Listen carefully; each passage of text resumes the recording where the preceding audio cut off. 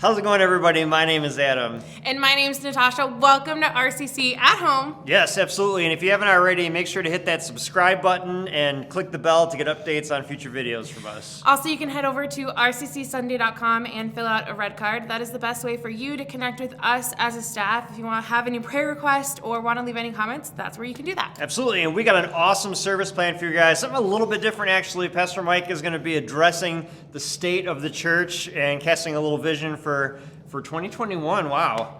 Yeah, And we made it. We did make it. Yeah, we made it through. Goodbye, 2020. Hello, 2021.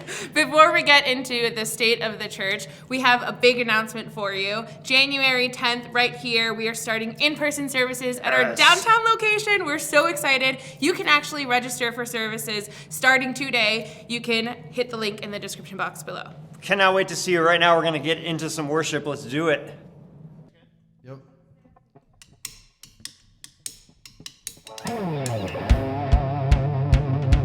What can I do with this fire on the inside?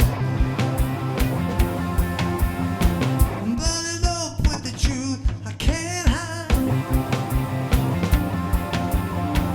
You're the reason for this hope in my life. I'm gonna let it shine.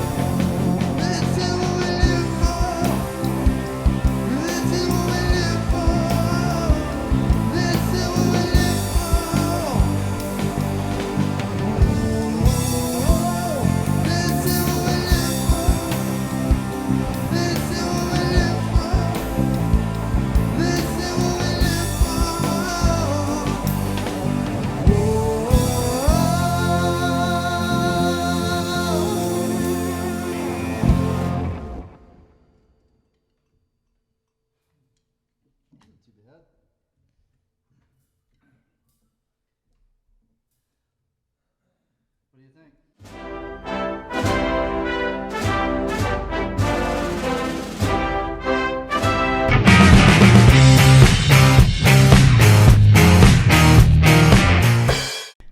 everybody, welcome to not unscripted. This is the State of the Church 2021, and I'm here with Pastor Mike Oba. How's it going?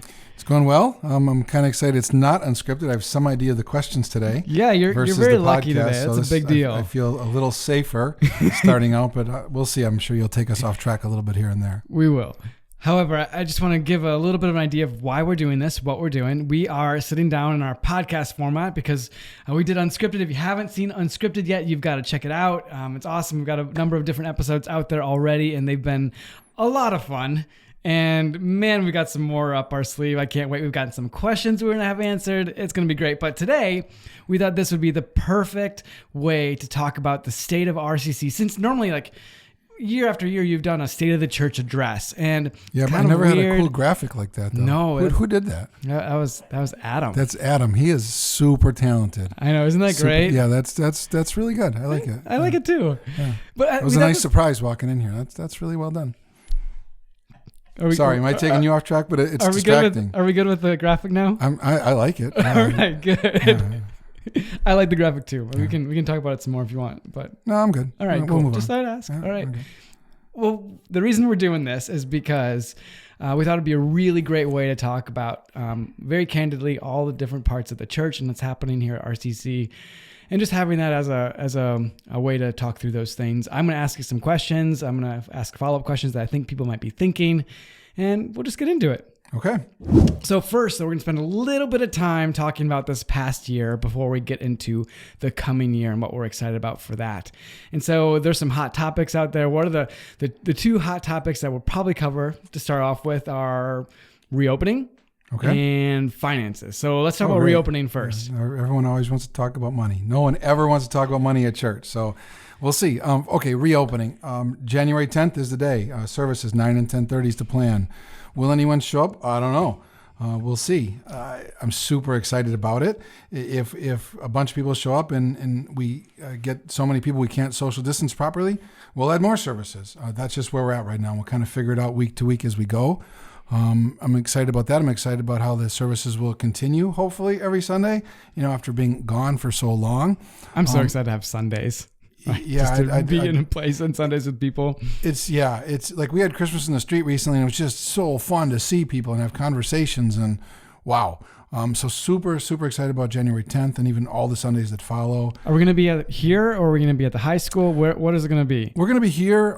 I don't know what the future holds for us. We did services at the RCC downtown location for 15, 16 years, and it's great. I love it, and people love it. It's small. So we kind of outgrew it. We were forced to go to the high school so that everyone could fit. We just can't turn people away because there's no seats. We'll start at the church building. We'll see how many people show up. Right now, the high school is not even an option. They're not having outside groups in, which I totally understand. We have a great relationship with the high school. Will we go back there? When will we go back there? Those are big I don't knows for me. We went there because we had so many people. We had to go there. Will we have so many people post-COVID? I don't know. Churches are reporting that all sorts of people are leaving church. It's sad. It's one of the saddest parts of the whole COVID crisis that never makes the news because it's a faith-related deal. But churches across the board, people just aren't attending and leaving. So what does that look like after COVID? I don't know. Will we go back to high school? I don't know. Will we meet in summer outside again like we did last year? I don't know. We'll see. But the goal is to offer an in-person experience every Sunday somewhere. I'll say that. I don't care. I mean, for me, high school, church building, outside is all good for me. I'm probably the least concerned about that as anybody. I'm just happy to be able to get together and worship and learn together. That's what excites me. Yeah, I was talking to you before the Christmas on the Street thing. I was like, man, it was great. We'd done services at Green Lake all summer long. This seemed like no big deal. I mean, they all did an awesome job getting everything ready with the band and the sound equipment and the decorations. It was like old hat, like we've done this before. So it was really cool to see that and know that, well, when it comes to this next year, we'll do whatever we can to make some stuff work. Yeah, doing things well is what's important to me. And even with buildings, the building should be clean and functional, and we should be able to keep the children safe, all those sorts of things. That's important about a building. But the size of it or location of it or whatever, that's a whatever to me. Totally. All right, so that's meeting again and regathering. Let's talk money. Let's talk money. Can you tell me a Yay. little bit about the finances from this past year? What does it So I look talk like? right to the camera because no one ever wants to come to a sermon about money. Now you're stuck watching this at home. Don't tell them that. They can fast forward. This is good stuff. Tell me about it. This is good because a lot of people question it and they're afraid to ask or whatever because it's money and it's like, and I'm always like, ask anything. So here's the real deal. Giving is down this year. It's down at like churches everywhere. We're not unique in that. So the weekly offerings are lower than they have been in the past, which is not surprising. Again, people have lost jobs. Holy cow! There's so much going on. Giving is down, but way back in March when this all began, I'm super conservative. So we like slashed every budget line at church as much as we possibly could. Turn the heat down, all of it to try to save money. So we've done really well at that as a church. It's important to be conservative, I think, and be respectful of people's offerings. So we've spent as little as possible, and we're still doing okay. There's been a few like special gifts. People have said, "Oh, I think the church might be struggling a bit," and they've given a special gift, which has really helped. Because there's been some special expenses that we wouldn't have predicted. You would never guess with all the things we do now online, all the tech required, fancy microphones and cameras and all that stuff. We spent about $20,000 to be able to move the whole church online. That was not a budgeted expense to start the year. No. The roof needs to be replaced. Yuck, right? Like who wants this? It's super Major expensive. yuck. We have air conditioning units and furnaces need replacement. Like brewer heating is really, really good to us. So they're so good to us, but they don't get that stuff for free. They got to charge us for it. So there's some added expenses that are kind of stressful that are sort of out of the blue. In a sense, and there's some extra giving that's been a nice surprise. So overall, bottom line, we made it through the year. We didn't go broke, and that's really good. And I'm excited to see what happens in the new year. God has covered us this year. People have been so faithful. Yeah. There's so many people that they're not coming every Sunday, but they believe in the ministry of the church, and they continue to give. It's amazing to me. So bottom line is we're fine right now, and as we approach the new year, I think we can be fine, as long as people keep staying faithful and excited about the mission of the church. Definitely. So I'm going to ask you a random question. I know that you're probably going to address this at the business meeting, which we'll have in the coming year. I think it's the first Sunday in February is where we'll do the normal annual business meeting. Yep. I'm pretty sure it's the first Sunday in February. Yep, I'm working on making that so that you can be there in person or digitally, and we'll kind of get that all figured out. Yep. So all the like the whole budget's out. There's everything's out. Everyone can know everything. Yeah, for sure. So I'm curious about that. Are you planning on changing the budget? Yeah. Early projections would be the budget this year was like $15,700 and something a week. It'll be more like $14,200 and something a week. It's all basically done. It's got to be approved by the leadership team. It's got to be approved by the membership of the church. So yeah, a major budget reduction. That's just being responsible and cutting everything we can possibly cut to not only honor people's gift, but honor God. I mean, this is what we've been provided, so let's make it work somehow. Yeah. So the budget will drop for sure in the new year. Yeah, and certainly that's going to have an effect on the church. But I want to make it clear, like, while that'll have an effect on the church and we can't do things maybe as well as we could do, we're still going to do ministry incredibly well. Yep. And like we'll do with what we've got. And I'm excited that we're able to keep functioning as a church and able to keep on doing this thing the best that we can. So we're really grateful for the ways people have been honorable in their giving and all those sorts of things. Yeah, what people don't get about money is there's this assumption, I don't know why, but like there's secret money somewhere. Like I don't know, the church has a big account or people have endowed money to it or whatever. And that's just not true. I mean, I always say there's no special money tree. You've heard me say this. There's no money tree out back. Like people have to give money. And it's different in the church world. Like church is free. Like you can listen to this sermon, you can come and experience everything on Sunday. Your kids can go to children's ministry. There can be bands. Church is free. We don't charge anything for that, and that's beautiful. That's the way it should be. Yeah. However, somebody's paying because stuff does cost money. I mean, if there's going to be good quality material online, you got to buy a camera, you got to buy a microphone. No one gives it to you because it's a church. So stuff does cost money, and someone's giving that money. So it might be free for me, like I can go and enjoy it, but there's someone out there that believes so much in the ministry, they give. And the money comes from them. So it's free in a sense until you really care about the ministry and then you want to contribute to it. So it's free if you want, and you can give if you want. It'd be like a restaurant. Like let's say there's a restaurant out there that offered free dinners. Well, it'd be pretty exciting to go get a free dinner, I guess. You're like, wow, check this out. This is pretty good. maybe at some point though, you'd want to like pay for your own dinner, right? Yeah. Like you'd look around and be like, okay, someone's paying for this. You get to a point where you value it enough that you want to give for it. And then maybe you even get to a point where it's like, wow, this is so good. I want to pay for someone else to have this experience. That's kind of church. That makes sense. And that's kind of people looking at church financially and saying, yeah, I've appreciated what I've gotten, and now I want to provide for someone else. So it's free in a sense, but someone is giving. Someone's paying for it. Someone's paying for it. Just the way it is. It's not dirty. It's not hidden. That's just reality. Yeah, definitely. Well, I'm grateful. You've done a great job of stewarding things to the point where we are doing okay during this time. And I'm excited about hopefully 2021 getting back into a new place and a new direction. Yeah, me too. Super excited. That's awesome. All right. So those are the hot topics. Those are the really fun ones that everybody's excited about, or maybe not excited about. Who knows? Yeah. But I want to jump into a couple of questions about this past year. And just, I mean, it's been a crazy year of learning. So I'm curious, over this past year, 2020, what have been some of the biggest, most significant challenges that you or RCC has faced as a church? Yeah, the easy one, the first one, so easy, is just not seeing people. Yeah. It is so strange. Church is people. Church is people. So then there's no people. So it's just, oh man, it's so challenging not to see people. There's no smiles. There's no hugs. There's no words of encouragement. There's no one to say, wow, your sermon helped me today, or like nothing. So not seeing people is easily the biggest one. A couple others I already mentioned, like the finances have been a challenge. It just is. That's just reality. It's time, right? Like it's time to figure it out. It just is what it is. All the new tech stuff. Like, holy cow, we have church online all the time now and everything else online all the time. I never knew that I would ever spend any time being a church pastor talking about algorithms and other things on like Facebook and all the different pieces to like how we can make sure people are actually seeing this stuff. Yeah. So that's been a challenge to learn all that. I mean, we have a really good staff, you know all the people here, and they've learned it, and I see what we offer online compared to what others offer around the country, and we're right up there. Especially being in a small town is amazing. So I'm happy for the product, but there's been a lot of hours invested in trying to figure out how to do it well. Even this format itself, how do you do it right, and what equipment do you need and all that. It's a lot of work. But I'm happy we have a team that can do all that work. Yeah, and I feel like we've definitely risen to that challenge. I mean, I got a message from somebody who had seen the couple different videos that we'd sent out, and they're like, wow, that's amazing. And this person is like really into church. Oh, you're talking about the person in LA? Yeah. Yeah, I know. Like they know stuff. Yeah, totally. So it was really great. Yeah.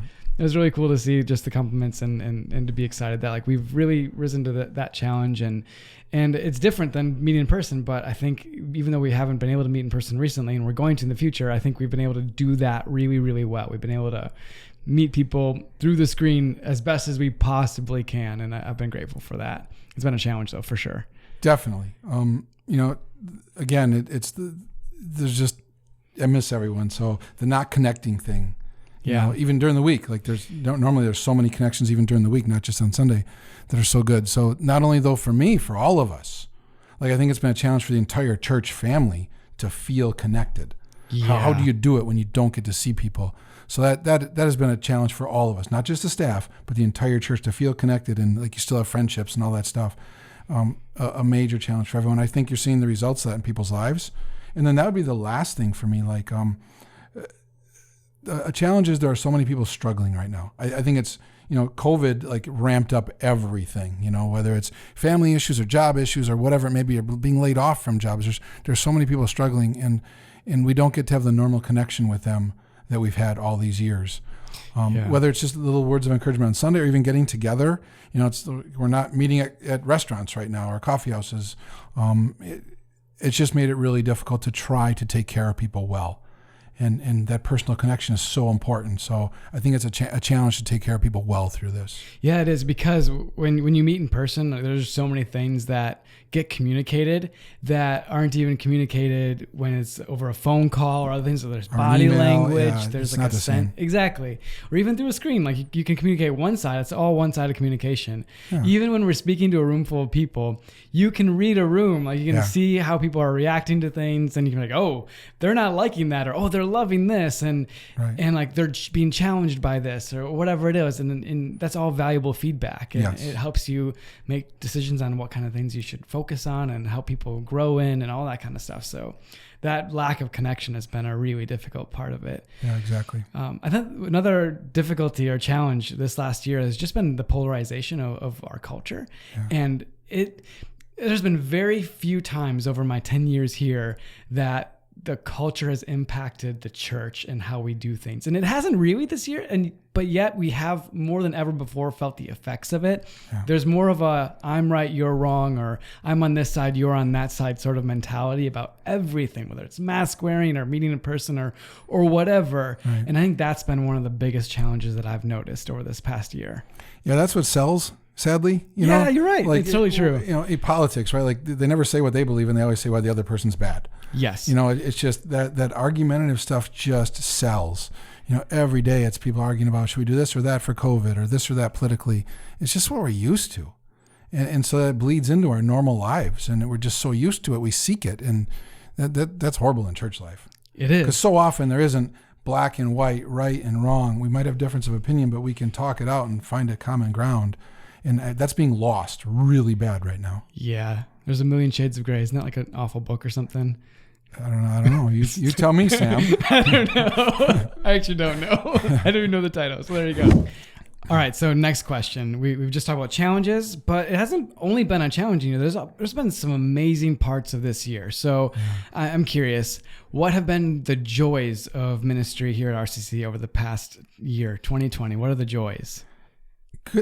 Good question, right? Because it's not all, like so much of a lot of people's 2020s are negative, and yet when you finally get to talk to people, you hear that they have found some positives. Whatever, could be playing board games with the kids because you're all locked up in the house and you play more games together. I mean, you've talked about things in your family that are different now, and you found a way to win in the middle of COVID, and that's so good. You know, church is the same.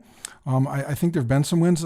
For the first one for me that I get super happy about when I think of is the summer services outside. They were amazing. Like to step into that though was a giant risk, right? With lots of potential criticism at the beginning. Like, will actually people drive all the way out to Green Lake to go to a service? Well, what will it be like there? We don't quite have all the equipment and stuff we need because it's so stinking expensive. All that, and yet like 300 people came every time, and just the worship teams did an amazing job, and it felt like church to me. It felt like a normal RCC experience. It did. And it was a way to get through June, July, August, 4 months.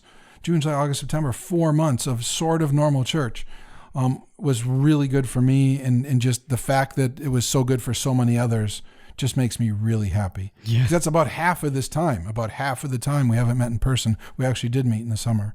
So that was, it got me through, I guess. Yeah, that was the one time I spoke to real people last year. Yeah. Like since March, and it was crazy. Like to actually stand like in front of people and talk to them and have that experience of back and forth and all that kind of stuff. It was really, really cool. It was rewarding but also just to see like people so excited to see others and to know how important it was. Yeah. And like cherish it.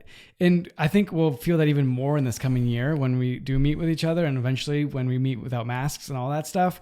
I think we're going to really cherish it. But even then, there were so many seeds of people like, oh man, this is so good to be together. And I was so glad we got to do that. Yeah. Yeah. Another one, a really, really good one for me. And I would say this to our church family. We've learned more how to be the church.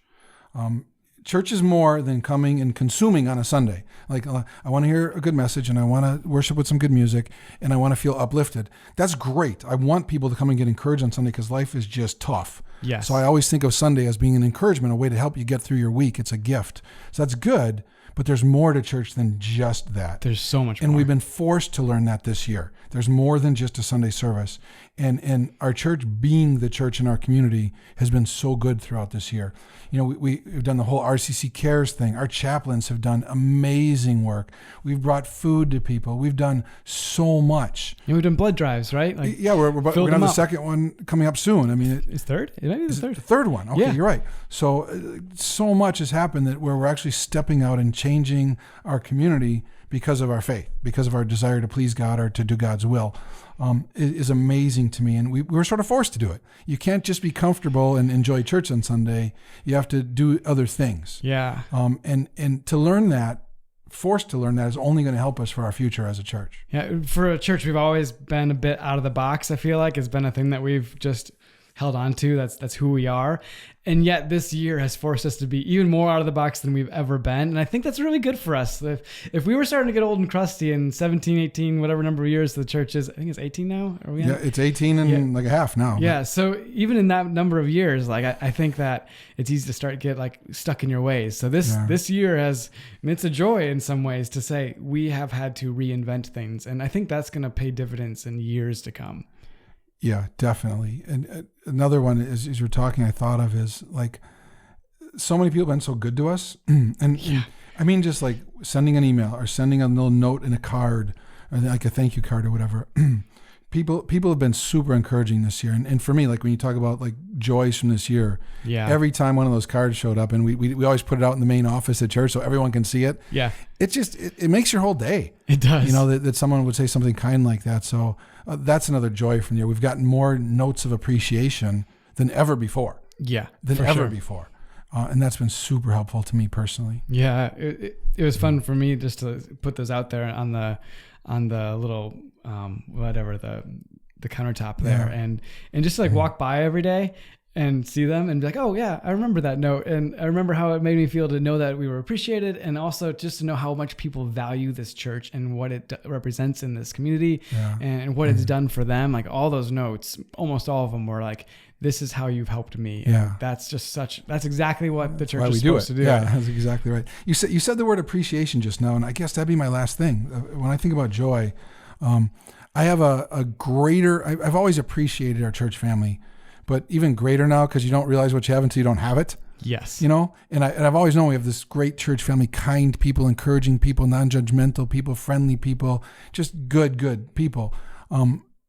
Not being together makes me realize just how special they are. So I have a greater appreciation now for the people within our church family than I ever had before. So I'll count that a joy, because we will be together again soon, and I'm going to enjoy being together even more than I ever did. So there's appreciation for that. And then just one more appreciation, just that I've taken it for granted my entire adult life. You can go to church on Sunday and like learn about God and worship God and talk to people about God, and that's just normal life until it's taken away. Yeah, and, I agree. And I'm going to appreciate worship services in the future more than I ever have before. I've always loved them. Good grief, I work at a church. But it's just going to be that much better now. It's like we're actually standing and singing together how much we care about God or whatever it might be, or honoring God with our songs. And doing that in person is going to feel better than it's ever felt. I have a new appreciation for it. Yeah, I agree. So that's good.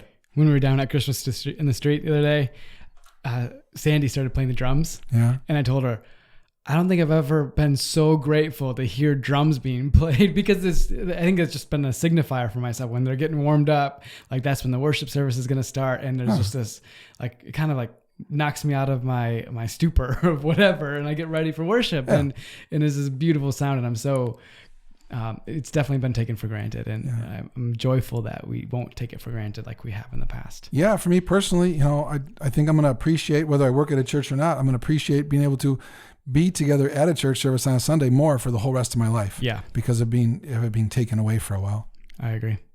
That's great, man. There's some good joys from this last year. Yeah, definitely.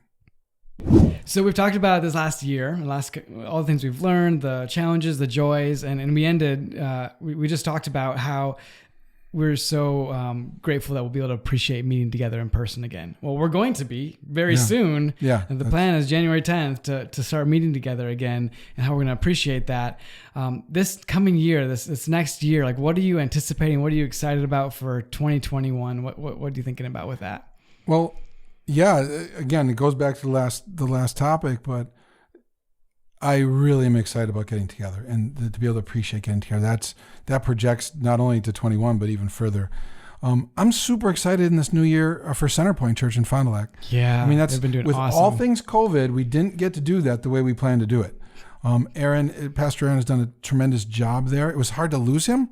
Like, he's like family to me. I care about him so much. So to have him leave our staff and go do that is bittersweet, because I'd like to have him around here forever. But also amazing, because he's gone and done exactly what God called him to do, and we're partnering in that. So we're super connected. I talk to Aaron every single week. And to hear how well Centerpoint's doing in the middle of COVID is amazing. He's killing And it. it's amazing awesome. for us as a church family. To start a whole nother church in another city is not a small thing. No, and to do it in a pandemic is Yeah, like we've 1,000 times We've harder. helped lots of churches get started, but we've literally started 3 of our own in other cities now. And for Centerpoint to be just down the road in Fond du Lac and successful is something that I'm thrilled about, and I can't wait to see what happens there in 2021. Because they're doing things a little bit different than we do, and that's a healthy thing. That's a good thing.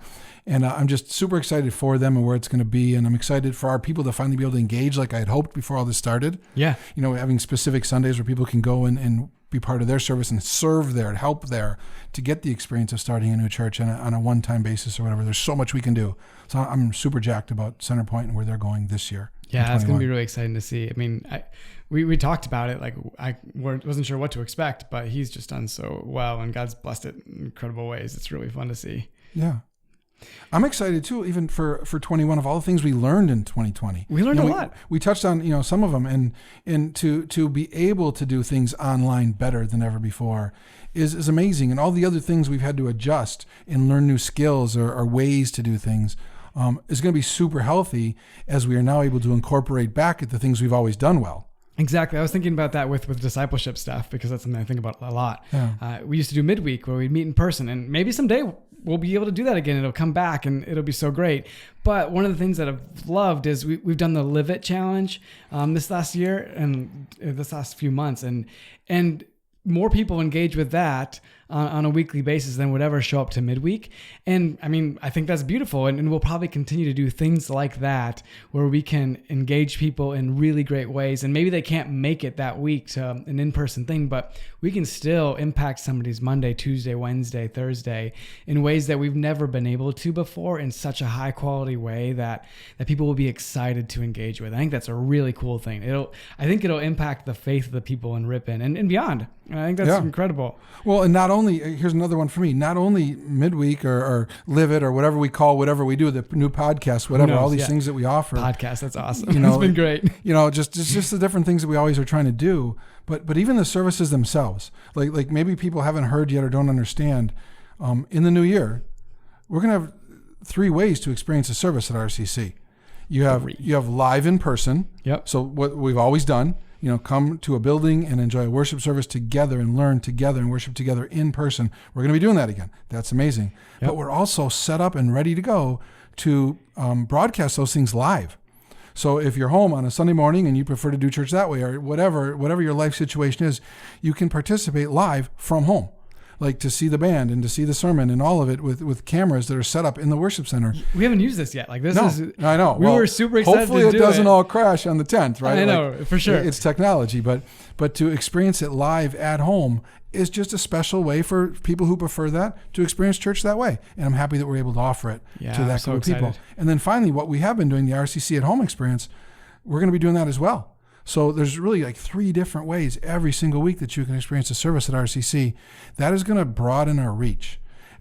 Within Ripon, people just have different preferences for how they would like to experience something. Great, we'll be able to reach more people. But we have people watching all around the country, all around the world even, that for some reason they've chosen our services to help them grow, and we'll be able to continue to do that to help people that don't even live in Ripon is crazy amazing to me, and I'm super excited about who we might help in the new year. Yeah, and that's what it gets down to. I mean, all of these things that are different now because of COVID and having to adjust are magnifying actual impact. People are living different lives because of this, and it's so exciting to be part of that.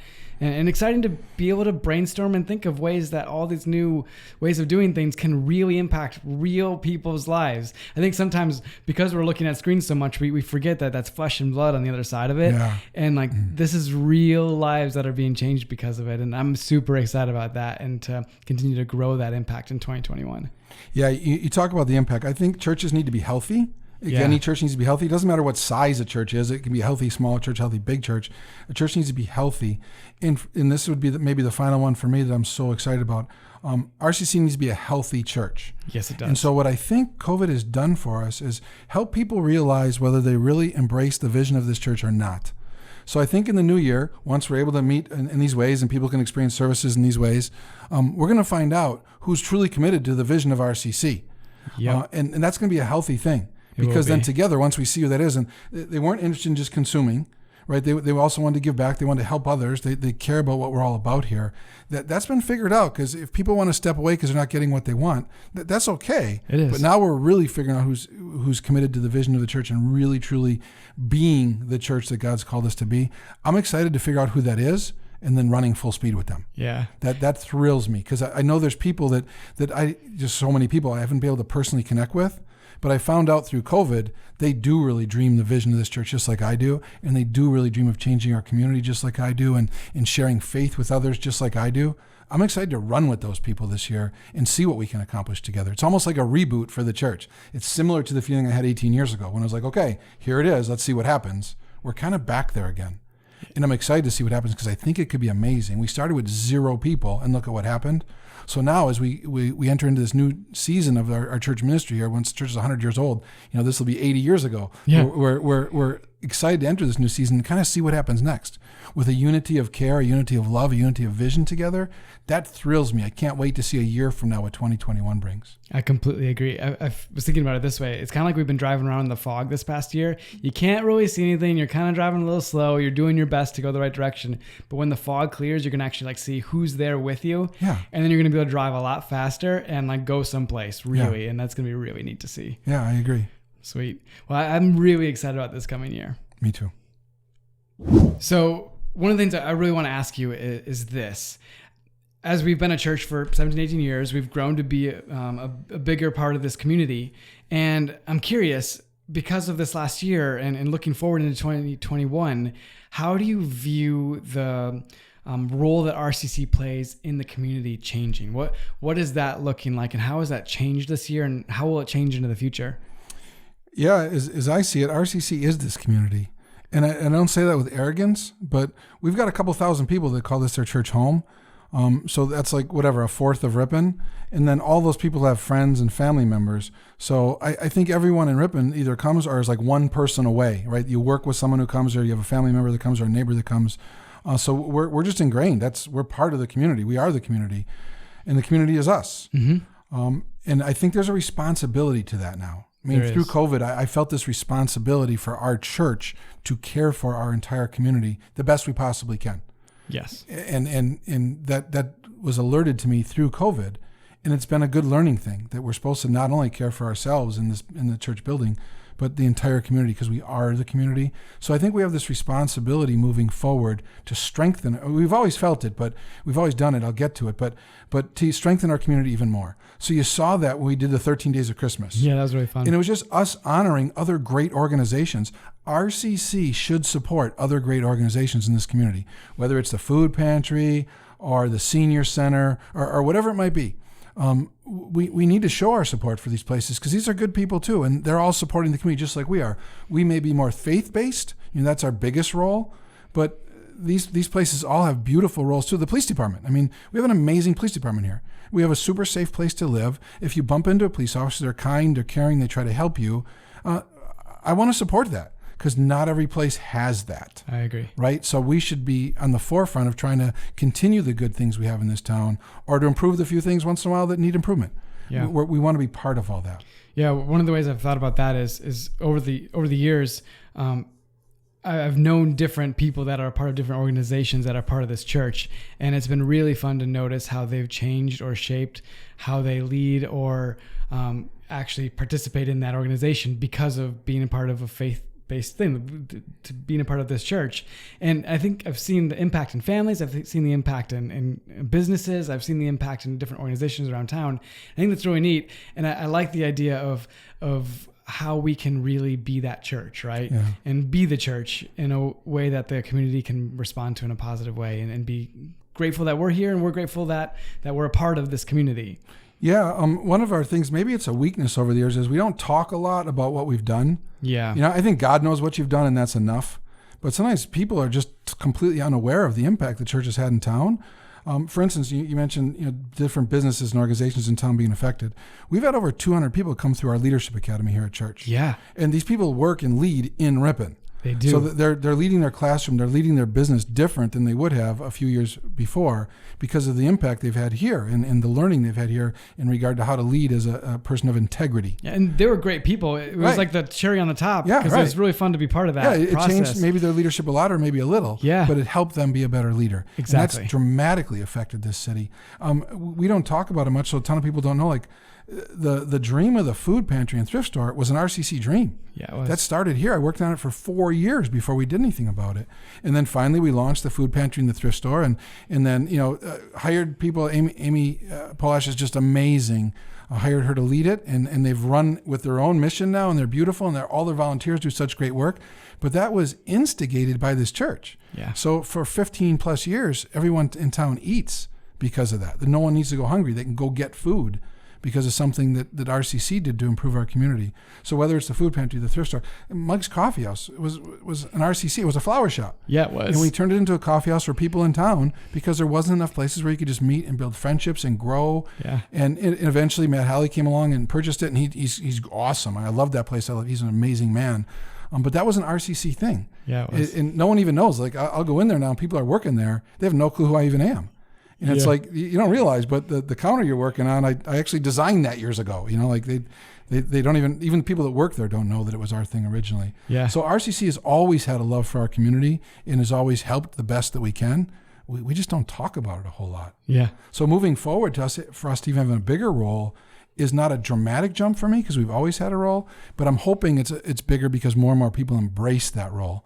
And it's 100 people or 1,000 people caring about our community in their own unique ways. I don't even know what those ways are going to be. But we own that together, and all 1,000 or 2,000 of us make this a better community. It's not just the church leadership or staff to do. Yeah, for sure. And that's the crazy thing is that whenever something's happened here, and like there's dreams for the future, right? Like whenever something's happened here, it's always been a dream and then a leader. Yeah. And it's been matched together. Like there's Amy for that. Like my wife Meg did mugs, and I've had that experience where we joke like, I wonder if they know like they're working at this place when you like made the drink that they're making or any of that stuff, right? Like there was no. I mean, she did all of it. I know. There was my notes on a yellow pad. Yeah. And then there's Meg as a recent college graduate that goes, I think I can lead that. Exactly. Like, okay, how about if we meet every week and you do all the work? Exactly. And she said yes. I know. I can't believe it. Yeah, it was amazing. And so if it weren't of her, it never would have even happened. Trust me, I think we're crazy too. Anyways, but that's the thing. Like she was a recent college graduate, but she said yes. Amy said yes. There's so many things that are possible here if you have the dream, and the dreams are there. Like there's possibilities that can happen. Like the biggest thing that we can do in being the church here in Ripon is to step up to these different plates and do them. Okay, let's hit it. And be willing to do some stinking work. Yes. Meg had this dream, and there was a zillion hours required to start a coffee house from nothing. Yeah. I mean, the building had to be totally reformatted. Everything had to be done from start. 1 million hours, and she did it. Amy Polash, I'll volunteer full time. Yeah. Until there's any money, I'll volunteer full time. I mean, that's a lot of work. It's not just, I have this dream and things should be better and I'm going to tell people how to do it. That's not it. So when we talk about where's RCC going to go next, it's where the leader's going to go next. When someone steps up and says, I want to do something for single parents. Yes. God loves single parents. It's all over the Bible. Help the widows. They were the single parents of the day because people died young and they're young widows with little kids. Well, we have different reasons for single parents these days, but God still loves them. So when someone comes forward and says, I think the church should help single parents. They go, okay, great, me too.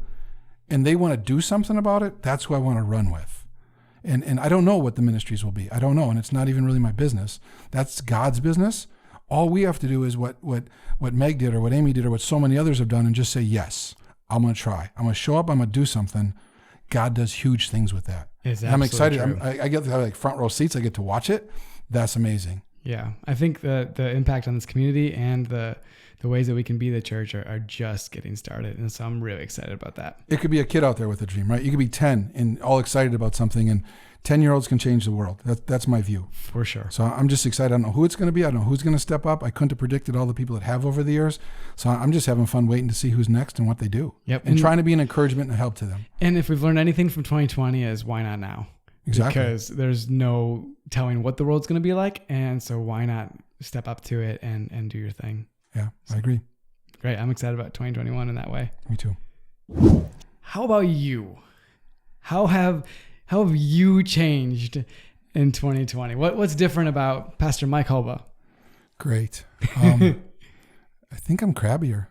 Well, we all know that. I'm just kidding. I do. I mean, it's not embarrassing to admit because God knows, but I think I'm crabbier. There's so little like connection with people and all that stuff, all the stuff that's missing. It seems like just trying to solve one problem after another. So I think I'm a little bit, maybe not even crabbier, but easy to see the negative possibly in things. I don't know. I think it's affected me that way. Trying to keep my head up, trying to stay positive in a world that is so negative right now. With all of it, everything we've seen on the news for the past year or two, I mean, all of it. Honestly, I think I'm crabbier and I'm trying to shake it. Okay. Yeah. How's that going, the shaking it part? I don't know. We'll see. I guess we'll see. Ask me in a month. I think the fact that I see it and want to do something about it is important. I agree. So there's a lot of positive to focus on, and I'm just no different than anyone else. You can focus on negative or you can focus on positive. That's a choice. Yeah, for sure. And I need to choose wisely, I guess, to be honest. That's good. I appreciate your honesty very, very much. Yeah. I think that this year has been there's been some reasons to be a little crabby, but I think there's been some, I appreciate your desire to push through them and get to the other side of it. Yeah, I mean, it's real. I mean, sometimes for everybody, sometimes you're just not in a great mood. That's just real for anyone. But there are choices to make within that. You can sit in that and you can stew in it, or you can find the good in things. And generally there's good and bad in everything. Yeah. It's just what you choose to focus on. The one thing that has brought me personally out of any kind of crabbiness has been the kinds of conversations we're having where you actually look at, hey, what is God up to? What is God doing? And how can we be a part of it? And let's pour some fire on the things that are already starting to grow and change and do different things. And so on that note, I have my final question for you. Okay. The final question is this.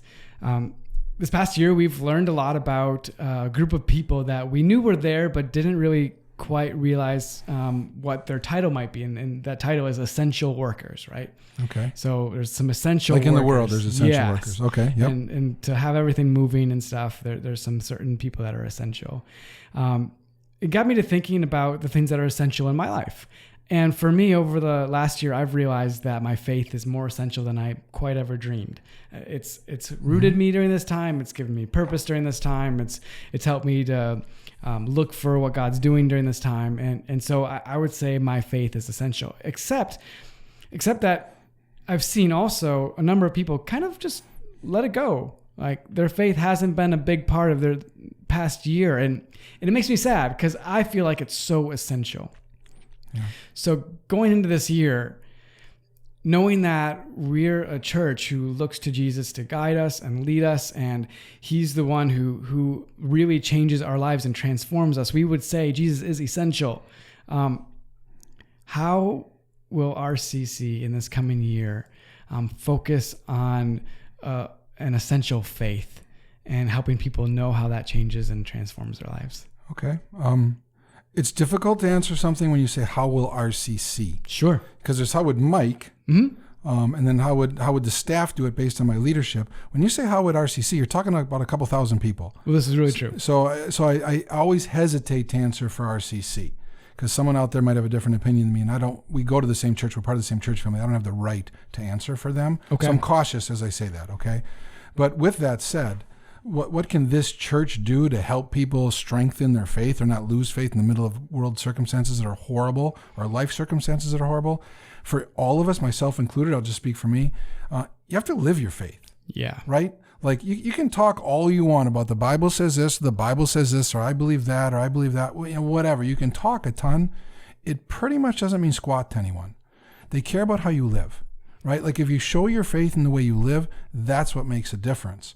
Go read the Bible book of James, right? That's the whole book, right? Don't tell me what you believe, show me what you believe. Show me. So I think moving forward in our society these days, that's even more important because no one's into anymore. You just tell me something.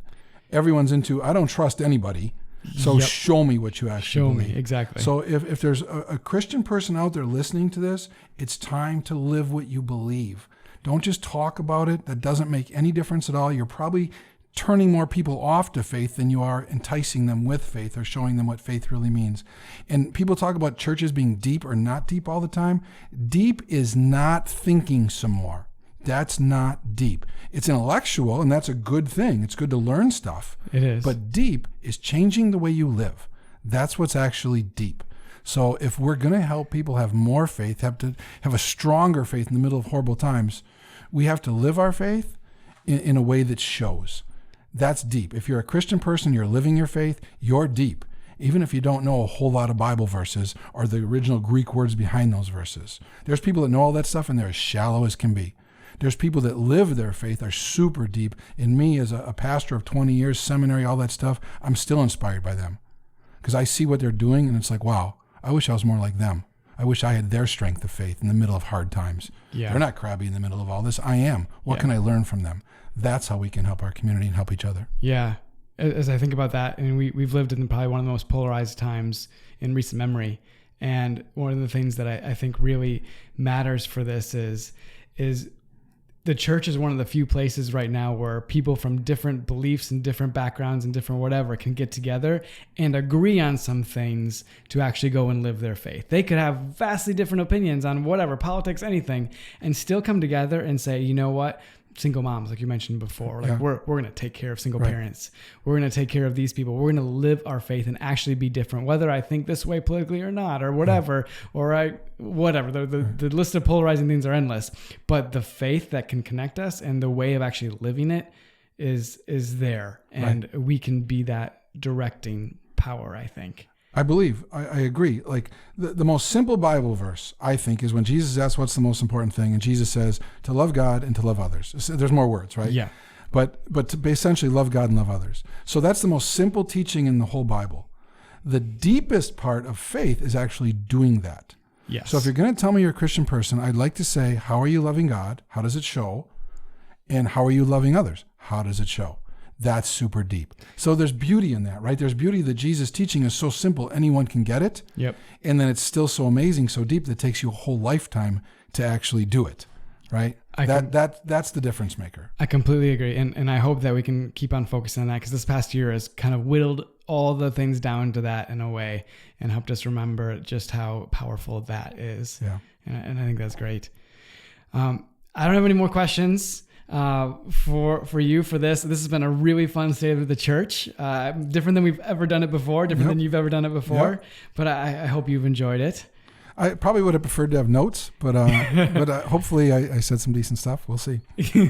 I'm excited about this coming year. I'm really grateful for it. I hope you all enjoyed this style of a sermon. If you did, you should check out the Unscripted podcast that we have going. We're going to keep on those going. It'll be a little hiatus here over the Christmas times as we're doing so much other stuff, but we'll pick up in the new year, and there's going to be some really good conversations. So look for that. And with all of that, I'm going to ask you, would you say a prayer to finish it? Certainly. Awesome. Dear God, thank you. Thank you for seeing our church through 2020. Thank you for blessing us as we look for your blessings in 2020. God, what I ask you in 2021 is to help us be the church family that you want us to be. Whatever your desires are, Lord, please show us what they are. Make it so obvious that we can't miss it. And then, God, give us the courage to walk in the steps that you laid out for us. We pray this in Jesus' name. Amen. Amen. Thank you. You're welcome. So in 2 Corinthians chapter 9, it says that God loves a cheerful giver. And you need to know that when you give here at RCC, you're not only honoring God with your finances, but you're supporting the mission and ministries of this church. And there's a couple different ways you can give. You can give online. You can go to rccsunday.com. There's a giving platform on there that's super easy to use, super user-friendly. You just click on the icon and you can give using a credit card or a bank statement. You can set up a reoccurring gift or just do it one time. And another thing you can do is a lot of people like to give by giving a physical check in an envelope. If you want to do that too, that's totally fine. Our address is 155 State Street. We have a little mail slot on one of the doors that you can put it in. It's the door that's on the lower level that faces State Street, Fond du Lac Street, and that's what you can do too. So love you guys. Can't wait to see you soon. Have a great week. See you next Sunday.